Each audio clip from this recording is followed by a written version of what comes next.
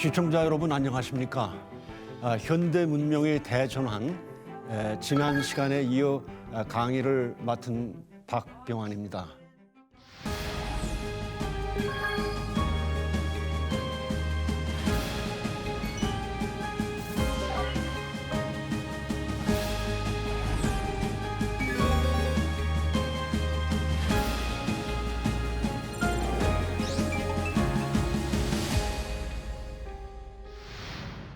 지난 시간에는 제가 러시아에 약 11년 근무를 했고 우크라이나도 여러 번 다녀왔던 사람으로서 그 현재 진행되고 있는 우크라이나 전쟁을 객관적으로 보자 이런 말씀을 드렸는데 오늘은 우크라이나 전쟁에 이렇게 국한된 것이 아니고 세계 정세가 지금 어떻게 돌아가고 있는가 좀 더 폭넓은 시각에서 바라보고 이어서 한반도를 둘러싼 동북아시아 정세가 어떠한가 그리고 결론으로는 이러한 상황에서 한국 외교는 어떻게 나아가야 될 것인가 제 나름대로 견해를 설명해 드리고자 합니다.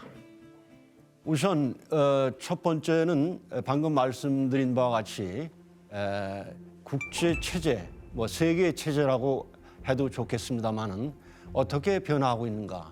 지금 보시는 그 화면을 보면은 두 개의 서로 다른 세계 지도가 있습니다. 그러면 둘 다 분명히 세계 지도인데 차이점이 뭐가 있을까요? 금방 한눈에 띄는 것이 왼쪽의 세계 지도는 대서양을 가운데 놓은 지도이고 오른쪽은 태평양을 가운데 놓은 세계 지도입니다. 물론 오늘 말씀드릴 주제를 포괄하는 뜻에서 말씀드리면 세상이 이제는 서방의 헤게모니가 약화되고 동북아시아를 중심으로 한 태평양 지역이 세계의 중심지로 부상하고 있다는 말씀을 드릴 수 있겠습니다. 그래서 우선 그 지금의 국제 체제, 세계 정세를 보려면은 2차 대전, 2차 대전에 대해서 여러분들께 설명드리고자 하는 것은 아닙니다. 나치 독일이 항복을 했고 또 원자 폭탄이 히로시마 나가사키에 투하됨으로 해서 군국주의 일본이 항복을 함으로써 2차 대전이 끝났습니다. 2차 대전 이후에 불과 2년도 안 돼서 미국과 소련 사이에 냉전이 시작됐습니다. 그 냉전은 구체적으로 말씀드려서 1947년부터 1991년이라고 하는 것은 소련의 붕괴의 시점을 이야기하는 것입니다. 우선 냉전 시기에 유럽에는 소위 말하는 철의 장막이 내려졌습니다.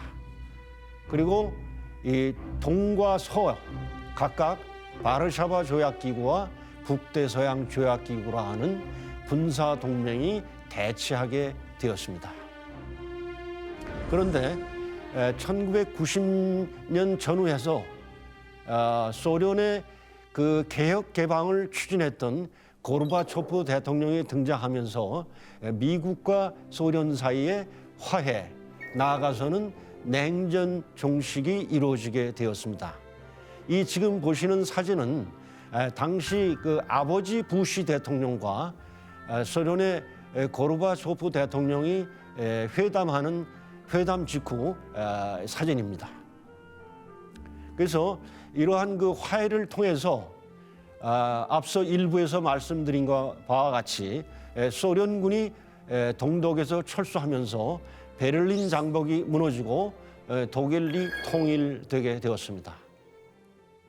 그리고 그 다음 해 그 누구도 예측을 못했으나 소련이 대내외적인 여러 가지 요인이 복합적으로 작용하여 그림에서 보시듯이 15개의 나라로 쪼개집니다.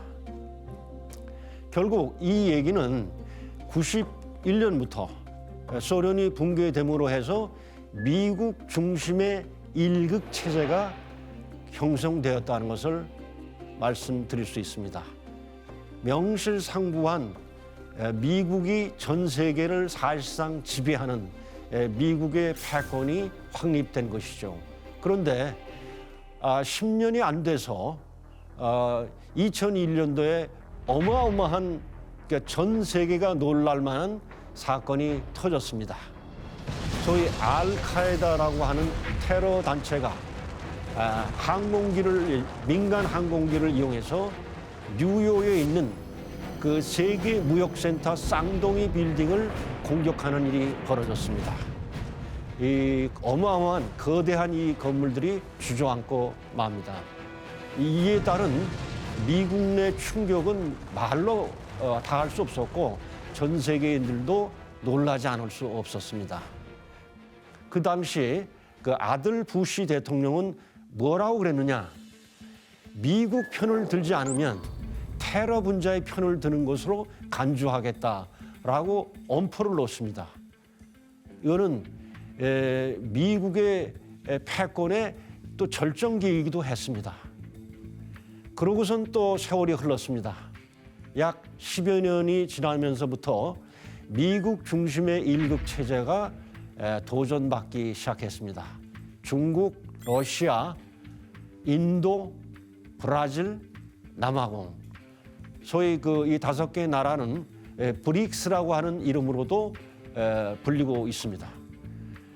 일부에서도 잠깐 제가 언급을 했습니다마는 이제까지는 소위 미국을 중심으로 하는 G7, 그러니까 미국, 독일, 프랑스, 영국, 일본, 캐나다 이 7나라가 세계 문제를 토의하고 논의하고 결정하는 사실상 그러한 그 체제였으나 이제 그에 도전하는 브릭스, 앞에서 말씀드린 대로 중국, 러시아, 인도, 브라질, 남아공 이 5나라가 부상하고 있는데 구체적으로 수치로 말씀드리면은 전 세계 GDP에서 G7이 차지하는 비중은 30.7%, 브릭스가 차지하는 비중은 31.5%로 마침내 브릭스가 G7을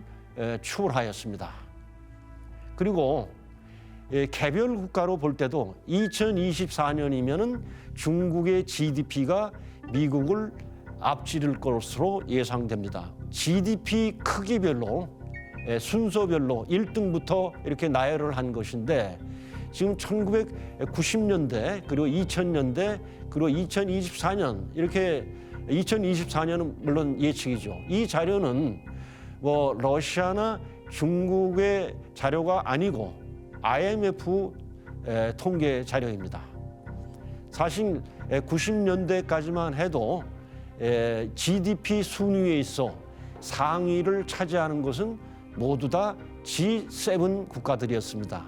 그러나 2024년이 되게 되면은 상위권의 G7 국가는 사실상 미국, 일본만 남고 나머지는 브릭스 국가가 되게 됩니다. 결국 이 표에서 보듯이 브릭스의 영향력이 그만큼 커지고 있다는 것.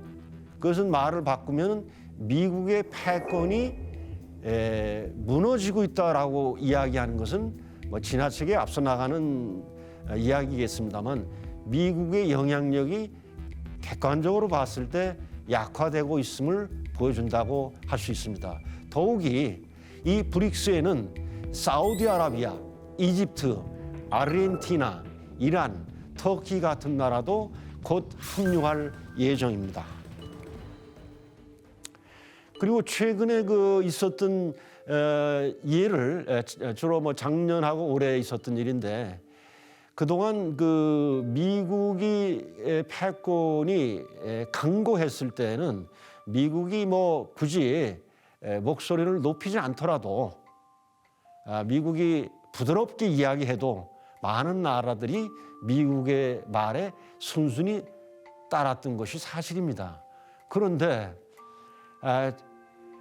이 금년 2월에 소위 G20이라고 하는, 그러니까 G7 플러스 뭐 몇 개, 한 13개 나라, 한국, 뭐 중국 이런 나라들이 들어가 있습니다만은 이 회의가 열렸는데 앨런 미국 재무장관이 이 회의에서 러시아의 우크라이나 침공을 강력히 비난하면서 테러 제재에 동참해 줄 것을 요청했습니다.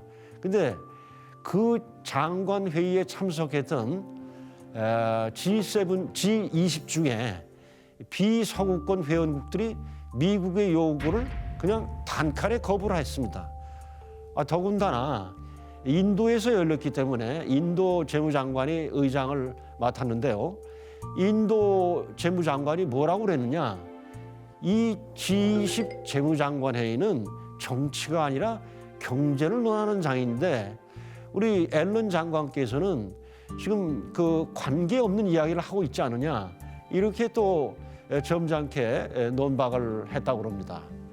그리고 또 이 우크라이나 전쟁과 관련하여 러시아를 비난하는 G20 재무장관 회의 성명을 채택하려고 했는데 이 비서구권 국가들이 우크라이나 이 상황에 대해서 전쟁이라는 말도 우리는 쓰고 싶지 않다, 뭐 이런 상황까지 벌어졌습니다. 그리고 작년 11월에 G20 의장국인 그 인도네시아가 어떤 행태를 보였냐면은 미국을 비롯한 이제 서방 국가들이 G20에는 러시아도 이제 회원국입니다. 푸틴 대통령을 만일 의장국인 인도네시아가 초청한다면 우리는 그 회의에 안 가겠다, 이게 보이콧하겠다고 위협을 했어요. 그런데도 불구하고 인도네시아의 그 조코위 대통령은 푸틴 대통령을 초청했습니다. 물론 푸틴 대통령 스스로 참석은 안 했습니다만 초청을 했다는 사실이 의미가 있는 것이죠. 그리고 사우디아라비아가 지금 미국의 말을 잘 듣지 않는 것 같아요.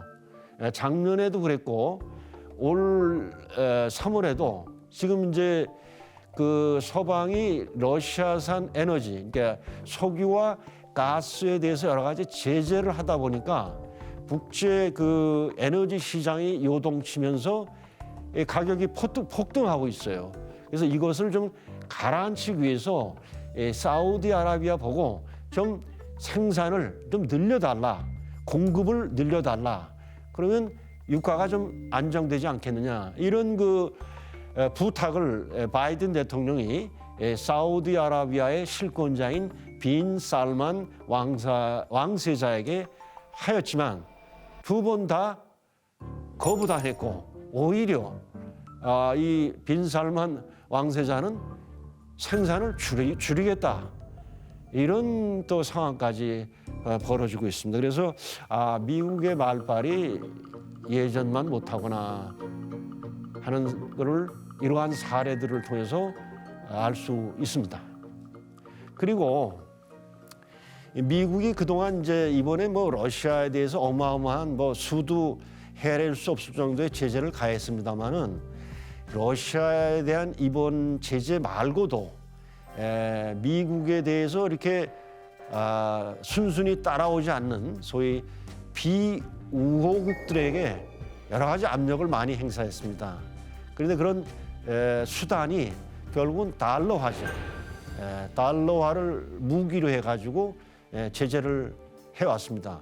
달러를 무기화한다는 말을 뭐 전문가들은 잘 아시겠습니다만은 일반인들이 잘 모르실 수도 있습니다. 간단히만 설명을 드리면은 달러는 소위 그 기축 통화로서 세계 여러 나라들이 무역을 할 때 달러를 주고 물건을 사고 달러를 받고 물건을 팝니다.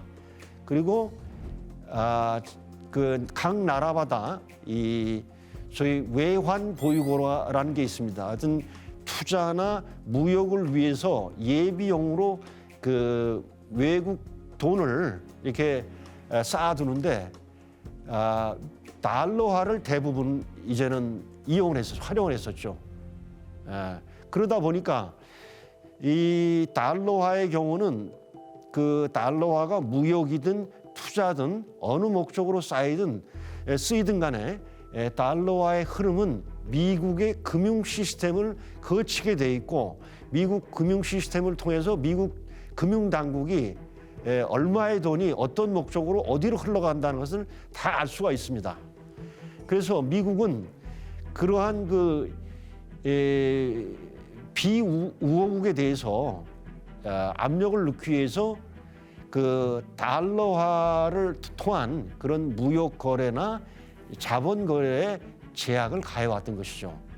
그러다 보니까 그 소위 미국의 비우호국들 뭐 이 중국, 러시아뿐만이 아니라 뭐 브라질이라든지 인도라든지 뭐 남아공이라든지 이런 나라들 뭐 작은 나라들도 해당이 되겠습니다만은 이 전 세계적으로 달러가 아닌 다른 통화로 무역 대금을 결제하고 투자도 하고 이렇게 해야겠다는 또 소위 달러 회피 현상이 일어나고 있습니다.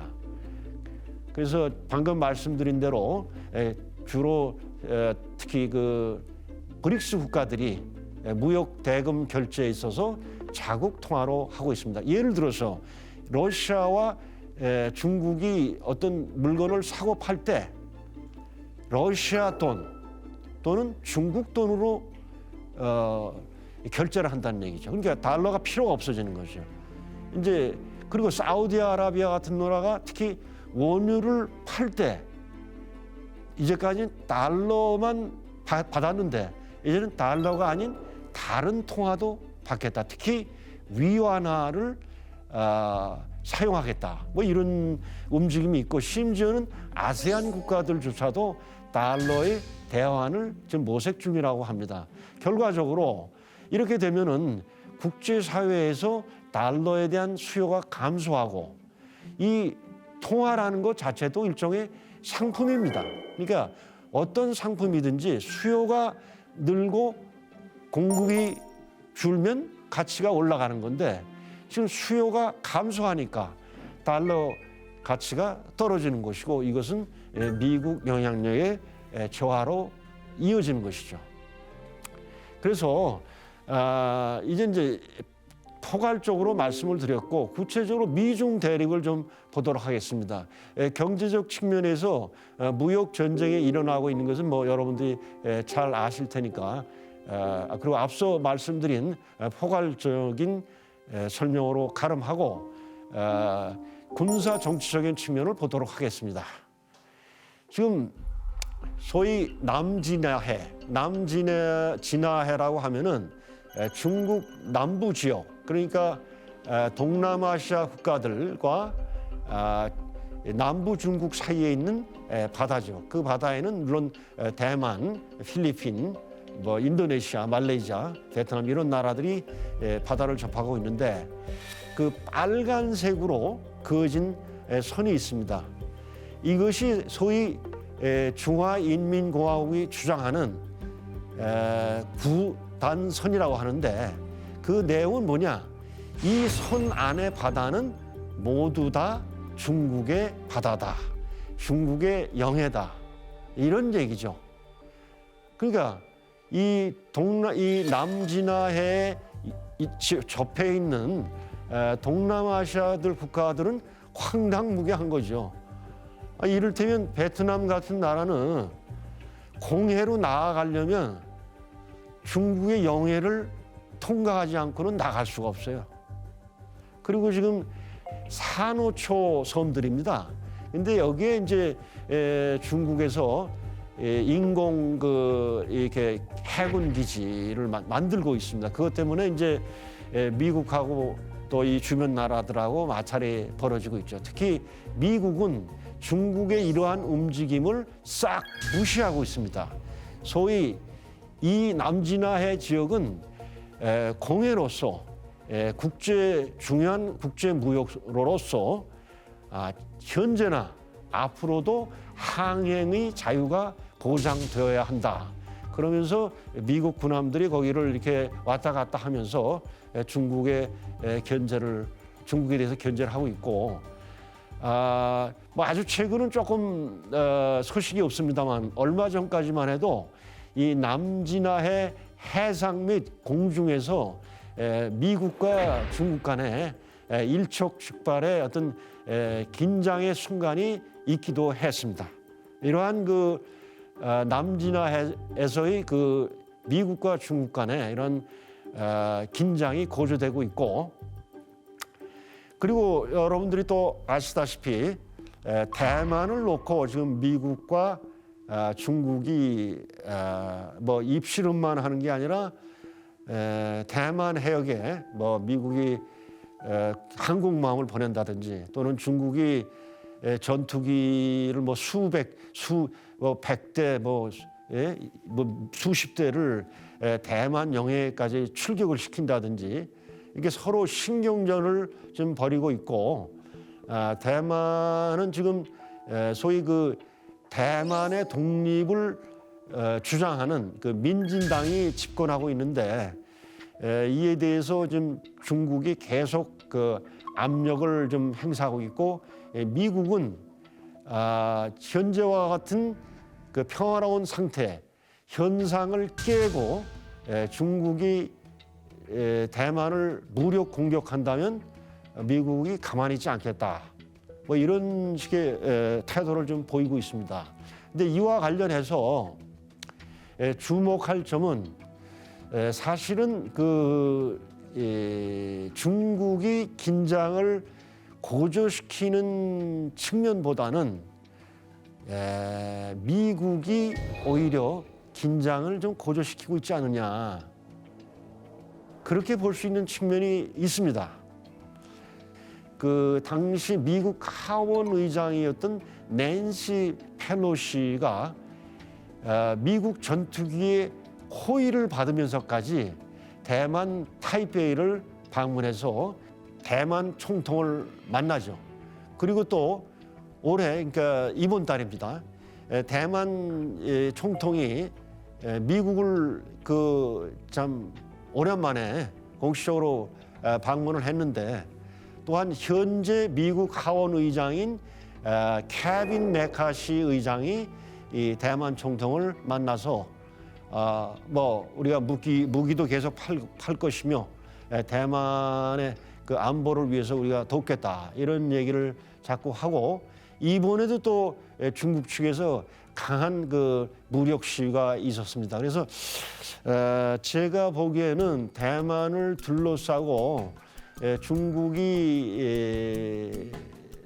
이를테면은 그 시진핑 주석이 3기 집권을 시작하면서 뭐라고 그랬냐면, 대만에 대해서 무력을 통해서라도 결국 통일을 할 것이다.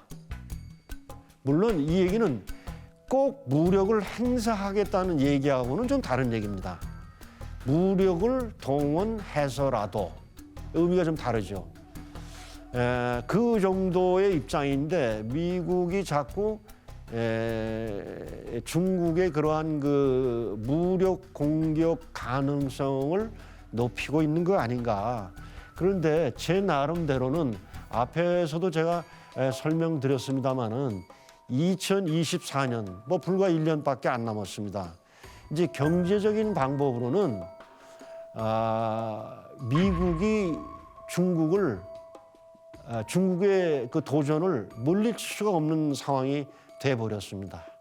그래서 여러 가지 이제 미국이 이제 소위 국제 공급망, 특히 아주 핵심적인 그 첨단 기술 분야에서의 그 공급망에서 배제를 한다든지 여러 가지 좀 중국 고립화 전략을 쓰고 있습니다만은 그동안 진행되었던 세계화의 결과로 미국과 중국의 경제도 너무나 그 상호 의존적이 돼 있습니다. 그래서 이것을 몇 달 만에 또는 뭐 몇 년이 더 걸릴지도 모르겠습니다. 그렇게 그 소위 그 미국식 표현으로 해서 중국과 디커플링, 하는 것이 과연 가능하겠느냐. 그래서 제 의견입니다만은 미국의 입장에서는 내부적으로 중국을 주저앉히는 중국의 도전을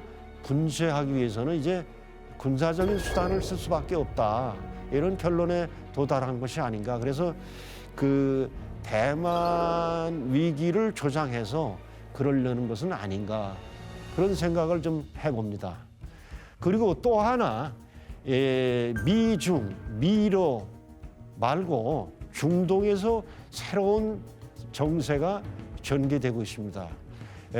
뭐 여러분들 아시다시피 이스라엘과 팔레스타인, 이스라엘과 중동 이슬람 국가들 간의 갈등은 뭐 2차 대전 직후부터 해서 뭐 70년도 더 된 얘기입니다만 그거보다 더 중요한 측면이 중동 이 이슬람 국가들 간의 갈등입니다. 뭐 아시다시피 이슬람은 수니파, 시아파라고 하는 두 개의 종파가 있는데 이 종파 간 대립이 아주 극심했습니다. 이란, 시리아 이런 나라들이 이제 시아파고 사우디아라비아, 뭐 요르단, 이집트 이런 나라들이 온건파인 수니파죠. 이 양대 세력 간에 뭐 그 직접적인 충돌도 있었습니다만은 대리전을 통한 여러 가지 그 분쟁이 있었습니다. 특히 사우디아라비아 노란색으로 표시된 바로 밑에 예멘이라고 하는 나라가 있는데 예멘 내전에 이란이 이제 개입하면서 또 사우디도 개입을 하고 그래서 여러 가지 복잡한 문제가 많이 좀 벌어지고 있었는데 이제 아마 제가 보기에는 중동 회교 국가들도 정신을 차린 것 같습니다. 더 이상 서방의 소위 분할 지배 통치, 그러니까 이 서방 세력들이 미국을 포함해서 영국이든지 프랑스든지 이 종파 간 대립을 이용해 가지고 갈등을 부추기고 뭐 그러면서 서방 국가들이 미국을 포함해서 영향을 행사하고 또 무기도 팔아먹고 뭐 석유의 여러 가지 이권도 차지하고 그런 재미를 많이 봐왔는데 이제 가만히 생각해 보니까 이 회교 이슬람 국가들도 우리가 왜 우리끼리 이렇게 다퉈야 되느냐, 갈등을 일으켜야 되느냐, 언제까지 이럴 것이냐, 서방의 간섭에서 벗어나려면 우리가 이래서는 안 되겠다. 이런 자각을 한 것은 아닌가. 뭐 이러한 내용들이 신문에 보도되지는 않습니다. 신문에 보도된 것은 이러한 제가 짐작하고 있는 이러한 분위기가 바뀐 데 따른 결과, 구체적으로 말씀드려서 그 숙적, 앙숙 관계였던 이란과 사우디아라비아가 극적으로 화해를 했습니다.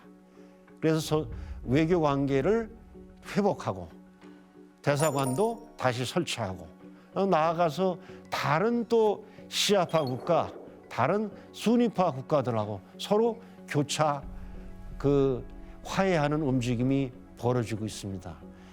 이러한 상황에 대해서 제일 겉으로는 노골적으로 표시를 하지 않지만 못마땅하고 썰렁하게 느끼는 것은 미국과 서방 국가들이 아닌가.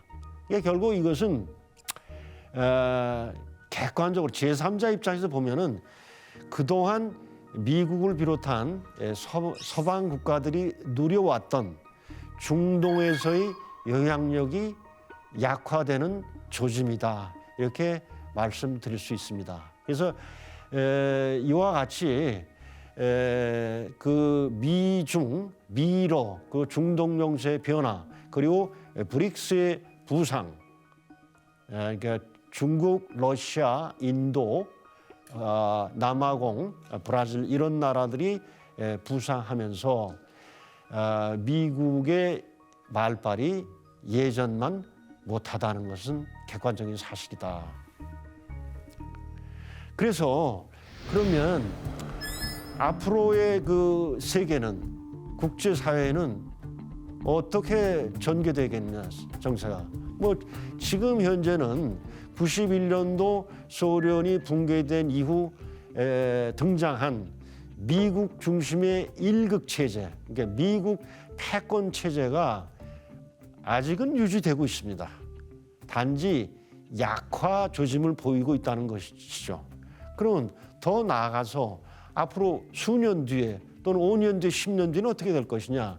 이와 관련해서는 분석가들이 여러 의견을 내놓고 있습니다. 주로 요즘 여러분들이 많이 들어보신 단어는 신냉전이라는 표현일 겁니다. 소위 앞서 말씀드린 바와 같이 미국이 중국과 경제적으로 디커플링을 하고 미국을 국제사회, 중국을 고립화시키려고 소위 무슨 그 쿼드라든지 뭐 이런 거 있었지 않습니까? 미국, 일본, 호주, 인도. 근데 이 네 개 나라끼리 협의해서 중국을 좀 이렇게 압박한다고 그러는데 인도 미국 말을 안 들어요.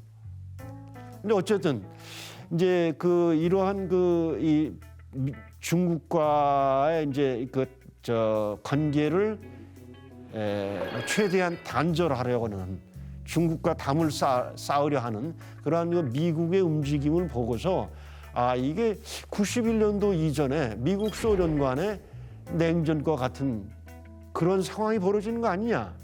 그래서 이제 이름을 구냉전은 따로 있으니까 신냉전이라고 붙이고 그런 단어들을 쓰고 있는데 제 생각으로는 이 소위 91년도 이전에 있었던 소위 한 약 50년 가까이 세계 체제였던 냉전의 경우에는 소위 소련과 미국이 이념적으로 대립을 했던 거거든요. 자본주의와 사회주의, 민주주의와 공산주의. 그리고 소위 사회주의 종주국이라고 할 수 있는 소련이 스스로 철의 장막을 내리쳤어요. 그러고선 소위 미국 중심의 여러 그룹 국가들과 교류를 스스로 단절을 했거든요. 그리고 당시에는 소련이라고 하는 나라의 위상이 어마어마했고, 그러니까 비서구권의 소위 사회주의권이라고 할 수 있는 그 내부에서 소련의 리더십 위상은 막강했다. 그러면 지금 신냉전이라고 그러는데 지금 사실 중국도 발이 이름만 공산당이고 공산주의고 사회주의입니다. 그래서 중국에서 공식적으로 이렇게 발표하는 문서를 보면 여러분들 이런 표현을 들어보셨을 텐데요. 중국적 특색의 사회주의예요. 이게 사회주의가 아닙니다. 그러니까 이름만 사회주의고 집권당의 이름이 그냥 공산당일 뿐이죠. 중국 가보신 분 다 보실 텐데 아니 이게 사회주의 이런 나라가 어디 있냐. 사회주의가 아니에요. 그리고 중국이 전 세계에서 계층 간 빈부격차가 제일 심한 나라가 중국이에요. 사회주의는 모두가 평등한 소위 빈곤의 평등인 나라인데 체제인데 이거 어떻게 사회주의는 엄격히 말하면 지금 북한 정도 좀 남아 있어요. 지금 다 세계가 자본주의, 그러니까 시장 경제로 다 평정이 돼버렸어요. 러시아의 경우도 이미 시장 경제를 하고 있는 나라. 그러니까 이념적인 대립이 없어요. 그러면 중국이 또한 서방 진영을 제외한 나머지 나라들에 대해서 소련과 같은 그런 위상이냐, 권위가 있느냐, 그것도 아닙니다. 여러분들 아시지 않습니까? 중국이 1대1로라고 하면서 전 세계에 힘을 뻗치고 있는데 거기에 대한 반발이 만만치 않아요. 그리고 아까 말씀드린 것처럼 이 소위 지난 20-30년 동안 세계화가 진행되다 보니까 이게 지금 전 세계가 경제적으로 이렇게 다 이렇게 얼기설기 얽혀 있어요. 그러니까 뭐 미국도 물론이고요. 뭐 중국이나 다른 나라, 뭐 한국은 말할 것도 없죠. 그러니까 이게 국제적인 무역이 단절된다, 앞으로 위축된다 하면은 큰일 납니다. 아마 우리 대한민국도 우리 한국인들이 지금 누리고 있는 이러한 그 풍요 계속 누릴 수 없습니다. 이게 다 교역의 효과고 교역의 덕택입니다. 그래서 지금까지와 같은 반대 방향, 저 반대 방향, 마치 철의 장막이 내려치듯이 이렇게 세계가 갈라지는 것은 사실상 불가능하다. 따라서 신냉전이라는 전망, 표현, 저는 좀 동의할 수가 없을 것 같습니다. 오히려 뭐 중국이 사실상 미국에 버금가는 경제력을 갖췄고, 뭐 러시아는 또 어마어마한 자원이 있으면서 또 군사력이 막강하고, 또 인도도 세계에서 최근에 인구 대국 1등이 됐다고 그러대요. 그 인도의 또 인적 자원도 만만치 않습니다. 인도도 자원이 많습니다. 또 브라질, 뭐 남아공 이런 나라도 만만치 않고, 지금 동남아시아의 인도네시아, 여러분들 특히 한국 사람들 인도네시아 우습게 할 겁니다. 그 뭐 저 남쪽에 뭐 그냥 뭐 고무나 팔고 뭐 과일이나 팔고 그냥 그저 관광으로 먹고 사는 나라 아니? 인도네시아 우선 땅이요. 그 인도네시아 섬이 많은데 이 해역까지 다 포함하면 인도네시아가 지배하는 육지와 바다를 다 합하면 유럽 대륙보다도 더 넓습니다. 인구도 지금 2억이 넘고요. 대국입니다.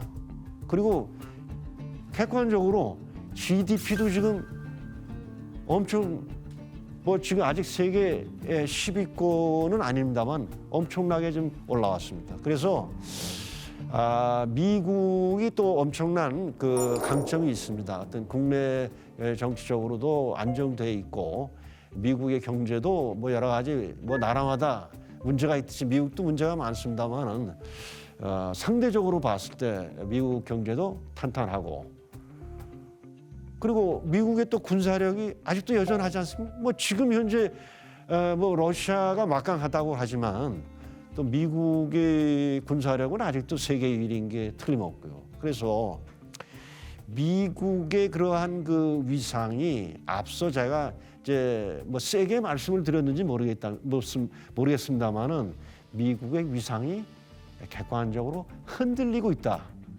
미국의 그 위상이 예전만 못하다는 것이지 미국이 뭐 수년 내에 추락할 것이다. 뭐 그런 거는 또 객관적으로 맞지 않는 얘기다. 그래서 종합하면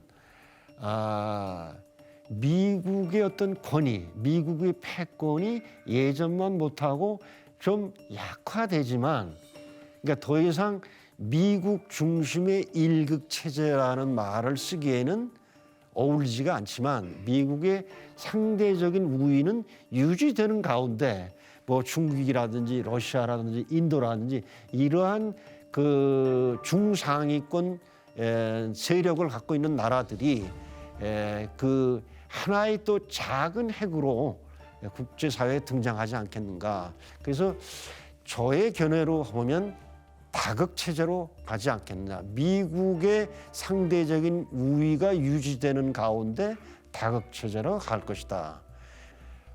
제3차 세계대전은 이런 가능성도 물론 있습니다. 이 그야말로 이제 마지막 전쟁, 지구의 종말이 전혀 말이 안 된다고 볼 수도 없습니다. 지금 이 우크라이나를 둘러싸고 러시아와 미국이 사실상 전쟁을 하고 있고, 만일 대만을 놓고 미국과 중국 간의 전쟁이 일어난다면 거의 이 두 개의 전쟁이 계속 하나는 이미 시작이 됐고 새롭게 전쟁이 일어나고, 또 앞서 말씀드린 우크라이나에서의 그런 전쟁이 확전이 된다든지, 또 대만 해협을 둘러싼 전쟁도 마찬가지입니다. 그렇게 되면은 결국은 이제 끝장을 보는 그런 상황이 되지 않겠는가.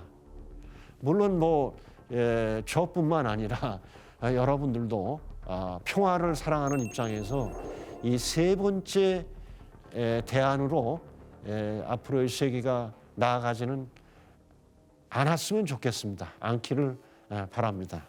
그러면은 전반적인 국제 정세, 세계 체제에 대해서 말씀을 드렸고, 그럼 동북아시아를 조금 좁혀서 이렇게 좀 말씀을 좀 드리고자 합니다. 그래서 이 동북아시아에 미국 얘기는 너무 많이 했고, 미국, 중국, 미국, 러시아 얘기도 했으니까 생략하고 나머지 국가들 간에 좀 한국, 중국 좀 보십시오. 이거 지금 중국은 한국을 아마 조선시대 같이 생각하고 있는 것 같습니다. 그래서 한국에 대한 그들의 속내가 시진핑 주석의 발언에서 드러났고, 또 우리나라하고도 잠재적인 갈등 요인이 많아요.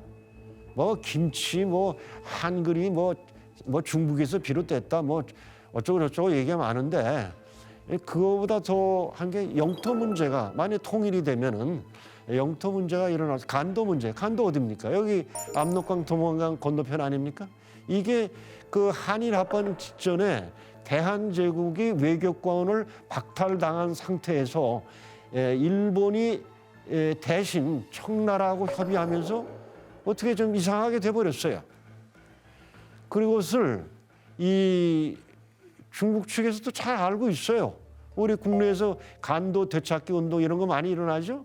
이게 벌써 2010년대 얘기입니다. 그러니까 당시 중국 외교부 차관이 한국에서 자꾸 간도가 한국 땅이라고 그러지 않으면 우리 중국도 고구려가 중국 역사가 라고 주장하지 않겠다. 이거 중국 학자가 얘기한 거면은 흘려드릴 수도 있어요. 그러니까 중국 외교부 차관이 이렇게 얘기했다는 것은 중국이 한국보다 남북한 통일 이후를 벌써부터 더 걱정하고 있구나. 놀랍게도 이런 문제도 있고요. 그래서 지금 이 간도 문제를 포함해서 역사 문제, 만리장성이 사실은 북경 근처까지 밖에 이어지지 않았는데 요즘 주장하는 거 보면은 압록강을 건너서 평안도 황해도까지 이어졌다는 등 별의별 소리를 좀 중국에서 많이 하고 있어요. 참 좀 심각한 상태입니다. 방금 말씀드렸다시피 한복이니 한글이니 이런 것뿐만 아니라 심지어 요즘에는 떡볶이, 막걸리, 떡국, 삼겹살도 다 중국에서 왔다고 그러니 이것 때문에 굉장히 복잡해요. 정부 차원에서는 우리 정부가 솔직히 말씀드려서 냉정하게 미온적으로 이렇게 대처를 하고 있는데 일반 우리 국민들 차원에서는 굉장히 심각합니다. 그리고 한국을 속국대하듯이 하고 있다. 이런 상황이다. 그런데 현실적으로 중국하고 한국 간에는 지금 이 바다 경계가 결론이 나 있질 않아요. 서로 주장하는 게 틀려요. 그러다 보니까 그 틈을 이용해서 중국의 해적들이 마구 들어와서 우리 바다를 해적고 다니면서 우리 어민들을 울리고 있습니다. 울린다는 게 다른 게 아니라 우리 바다에 있는 우리 고기인데 우리 어민들이 잡아서 우리 국민들이 먹어야 될 반찬으로 먹어야 될 물고기들인데 이거를 중국 해적들이 와서 잡아가네요. 우리 해경들이 단속을 합니다만 한계가 있어요. 그리고 지금 남북 간에 긴장이 많이 고조되고 별의별 소리가 다 나오는데 또 북한에서 요즘은 조금 덜 합니다만은 김정일이가 이 어린 친구가 제대로 하겠느냐. 북한에서 내부적으로 난리 난다. 내부적으로 난리가 났을 때 북한을 저렇게 갈라먹자. 중국이 저런 얘기를 하고 있어요. 무슨 얘기냐? 중국은 북한에서 무슨 쿠데타나 내란이 일어나면 압록강 건너서 쳐들어가겠다는 거예요. 이걸 제가 이 압록강에 가봤습니다. 그래서 이제 러시아 얘기를 좀 하려고 그러는데 이러한 유사시에 중공군의 북한 진입 누가 막을 수 있느냐? 이 나라밖에 없다. 왜냐? 미국은 자신의 영향권이 아닌 북한 지역에 대해서 이래라 저래라 할 수가 없어요. 강대국끼리는 영향권에 대한 존중이 있습니다. 그러나 러시아나 중국은 북한을 동시에 자신들의 영향권으로 생각하고 북한에 대한 중국의 독점적인 이 영향권 행사를 러시아가 가만히 있겠습니까? 근데 러시아가 또 중국하고 타협하면 되면 큰일 나죠. 그래서 우리 한국은 뭐 맨 뒤에 말씀드리겠으나만 러시아가 이쁘고 착한 나라가 아니라 자기들 이익을 위해서 그렇게 하도록 평소에 관리를 해야 된다. 이런 말씀을 좀 드린 겁니다. 러시아, 중국 어떠냐? 아니 지금 강연자는 좀 이상한 얘기를 하네요. 얼마 전에 보니까 뭐 시진핑이 러시아에 가가지고 푸틴하고 그렇게 뭐 끌어안고 마치 동맹국처럼 하면서 미국에 대해서 미국이 그렇게 나오면 우리도 가만히 안 있겠다. 뭐 이런 얘기를 하는데 저 강연자는 엉뚱한 소리 하는 거 아니에요? 근데 간단치 않습니다. 역사를 보면요. 이미 이 지금 현대 이전에 청나라 시대에 제정 러시아하고 충돌이 많았어요. 그래가지고 그 당시 제정 러시아한테 땅을 뺏겼어요. 어마어마한 땅이요. 지금 이 지도에 보면은 파란색으로 아무르강이라고 돼 있죠. 이 강 북쪽을 다 뺏겼어요. 그리고 강 밑에 오른쪽 지금 연해주죠. 그 땅도 뺏겼어요. 그리고 1960년대 같은 사회주의 국가, 공산주의 국가인데 그래가지고 소련이 종주국 안에 사회주의 진영 아니 마오 너가 감히 까불어? 크루시초프가 이거 한 맛 좀 보여줘야겠다. 그래가지고 핵무기를 쓰려고 그랬어요. 근데 그 쓰기 전에 뭐 미국하고 좀 얘기를 했다고 그러더라고요. 그러니까 미국이 이제 소련을 이제 뜯어 말린 거죠. 중국을 버릇을 들이겠다는 것은 이해하지만 핵무기 쓰는 건 곤란하다. 이제 아마 그래서 소련도 자제한 걸로 보입니다. 그래서 하여튼 70년대 그러니까 중국이 싹 돌아서 가지고 소련이 겁나니까 미국 편에 붙어버렸어요. 근데 지금 이런 모습이다 이거죠. 제가 보기에는 이게 동맹이란 말은 안 되고 준동맹도 좀 과하고 서로 일시적으로 미국의 어떤 그런 그 일방주의에 대처한다는 차원에서 양국이 협조하고 있다. 그러나 속내는 다르다. 그래서 러시아, 중국 외견적으로는 저러하지만 동상이몽이다. 우리는 중국과 러시아의 그러한 본질적인 이런 이견을 이건 대한 틈새를 잘 활용해서 결국은 북한의 위협을 완화시키는 효과도 있습니다. 러시아, 일본은 어떠냐? 이게 소위 그 남쿠릴열도 4개의 섬이죠. 일본에서는 북방연토라고 하는데 이거가 좀 맨날 다툼이에요. 지금은 러시아가 시료 지배하고 있습니다. 러시아, 일본 심각합니다. 그래서 최근에는 러시아 함대가 일본 열도를 한 바퀴 빙 돈 적이 있어요.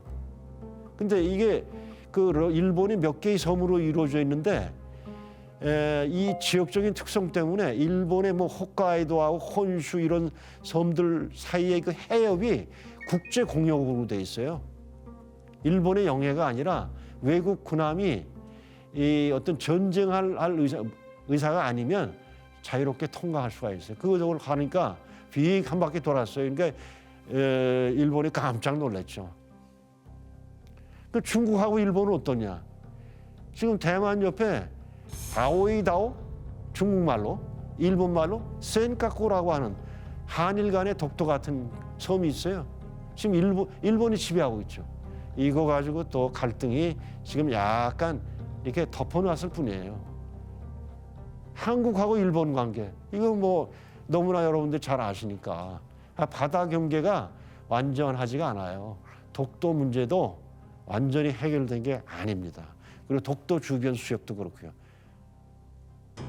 그래서 지금 이제 북한의 그 핵 도발, 이건 뭐 여러분들 최근에 그걸 많이 보고 계신 거니까, 북한의 핵무기에 대해서는 사실은 그 대책이 없는 것 같아요. 제가 보기에는 우리가 그 미국과 이제 그 핵 방어 능력, 핵 선제 타격 능력을 강화하는 수밖에는 없는 것 같아요. 사실은. 다만 우리가 한미일 뭐 협력, 뭐 심지어는 한미일 동맹, 이런 말도 좀 쓰고 있습니다만은, 그런 말을 쓰는 분들은 뭐 한미일 남방 뭐 그리고 러중북 북중러 뭐 북방 삼가. 근데 이렇게 됐을 때 과연 한국의 안보가 과연 더 공고해지느냐? 그렇지만은 않을 것 같아요. 그래서 우리가 한미일 협력을 이번에 윤 대통령 정부 들어와서 복원하고 강화하는 것을 좋으나, 그것이 일반 언론에서 주장하듯이 한미일 대 북중러 대립 구도로 극단적으로 나아가는 것은 우리의 국익 관점에서 봤을 때 과연 바람직한가 고민을 좀 해봐야 될 것 같아요. 특히 중국의 경우는 남북 통일에 대해서 절대 반대인 입장이고, 북한을 그냥 완충지대로만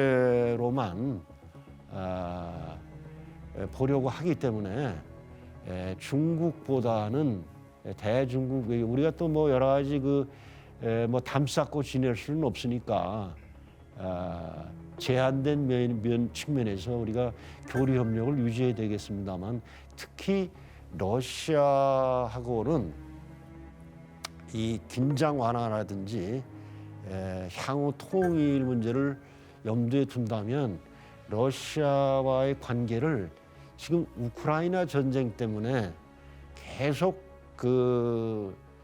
부정적으로 적대적인 방향으로 끌고 가는 것은 우리에게도 큰 부담이 되지 않겠느냐. 기본적으로 한미 동맹이라고 하는 것은 매우 중요하고 소중합니다. 그런데 한미 동맹이 뭡니까? 쉬운 말로 하면 북한이 쳐들어오면 미국이 도와주겠다, 그거 아니겠습니까? 뭐 거창하게 장황하게 늘어놓을 것이 없이.